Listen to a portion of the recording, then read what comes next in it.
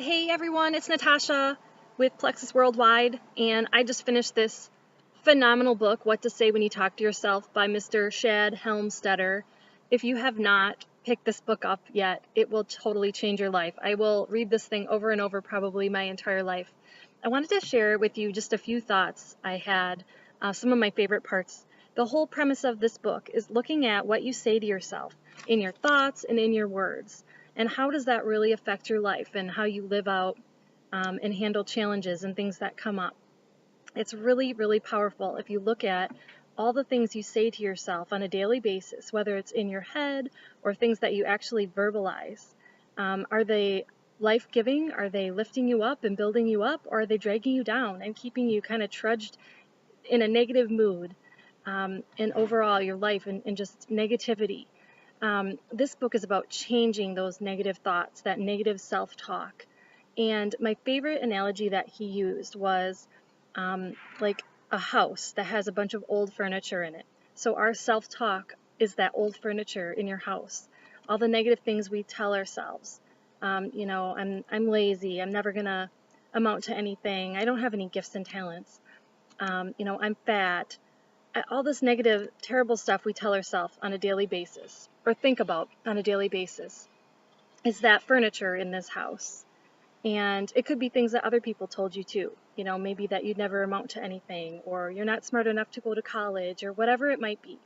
So he says that we essentially have to change that old programming, not just like tape over it, but actually throw it out of our brains and get rid of it and put new programming in. So he says take that old furniture and put it out in the garage and get rid of it, and go buy new furniture and put it in. So the new furniture is all this life-giving, positive self-talk that we put in. But you can't just keep the old furniture in the garage because it'll kind of bubble back up. You might want to bring an old piece in that was a little sentimental. So you bring an old negative self-talk back into your life. It's like any habit that you try to change. If you don't really stick with it and you're not very deliberate about, staying with the positivity or whatever you're trying to change, you will eventually trickle back and, do your old behaviors. It's so hard to, change attitudes and behaviors and habits. So he says, throw out the furniture. But if you throw it out, you could go and run and get it from the dumpster. So he says, burn the furniture, the old furniture. Get rid of it. Get rid of your old negative programming.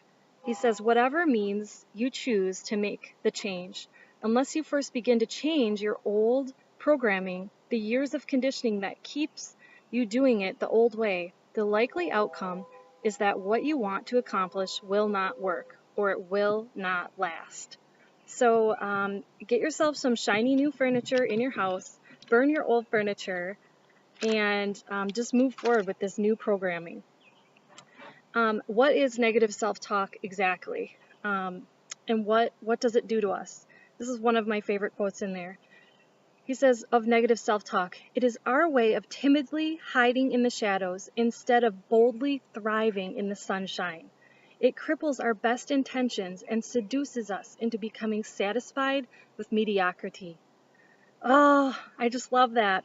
I know that I want to boldly thrive in the sunshine, and I don't want to just be mediocre. That's like my most unfavorite word. I just can't stand that. I think all of us want to be our best selves. And when we're dragging ourselves down with negative self-talk, we'll never be anything than just average.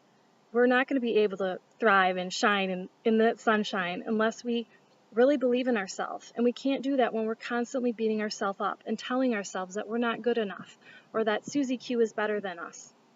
That's so powerful. And this one really touched me as well because I have young children and we started doing some affirmations together. So every day when we go to school, before we enter the doors, I'll say, today's gonna be and they'll say, great day.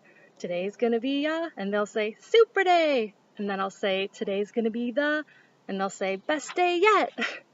And then we'll say, I am smart. I am happy.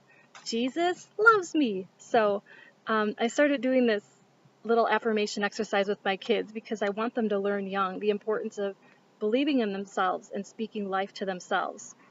And he says this of children: children are closer to the original potential we were born with until we become programmed to believe what we cannot do. As children, we are still willing to believe in what we can. Oh, I just thought that was so amazing. Like, children are close to the original potential that we were meant to do because they haven't yet been bogged down by all of this. But how many times do I help bog my children down by being impatient with them or yelling at them or saying, you're a bad boy for doing whatever? No more. It's got to start in the families. It's got to start with our kids, building ourselves up with this positive, life-giving self-talk. The last thing I wanted to mention was one of my other favorite things that he talks about, and that is, who's motivating you. Coaches are wonderful. They're important. We all have friends and family that we love to hang out with because they build us up. But at the end of the day, they're not going to get it done for us. We have to get it done for ourselves. That's why we have to have this positive self-talk in our life. He says, are you being motivated by outside influences, or are you yourself the single most motivating factor in your own life? I mean, that's amazing. Obviously, I'm a faith-filled woman, so I lean on and rely on God. But after that, it's got to be me. I have to believe in myself. I'm not going to, my husband's not going to get it done for me. He's going to help me. He's going to motivate me, in his own way. My friends and family aren't going to get it done for me. They're going to help me and be there as support. But I have to know and believe in my heart that I can do it. And the way I do that is through positive self-talk. One other thing that I love that he says is, what is your response to problems? When someone cuts you off in traffic, when there's a long line at a grocery store, or maybe it's a significant bigger problem. How do you react to that? Are you under control? Are you in control? Or do you fly off the handle? And I thought that was so important too. Like, am I in control when my toddler starts screaming and I want to start screaming too? Am I in control of my own thoughts, actions, how I respond to the problem? Because if it's raining outside, I can be crabby and upset that it's raining and it can ruin my whole day. Or since I have no control over that problem, I can just say, it's raining today and I'm okay with that, but it's still going to be a great day and maybe there'll be sunshine tomorrow. Anyway, this honestly has been a life-changing book for me. I love it.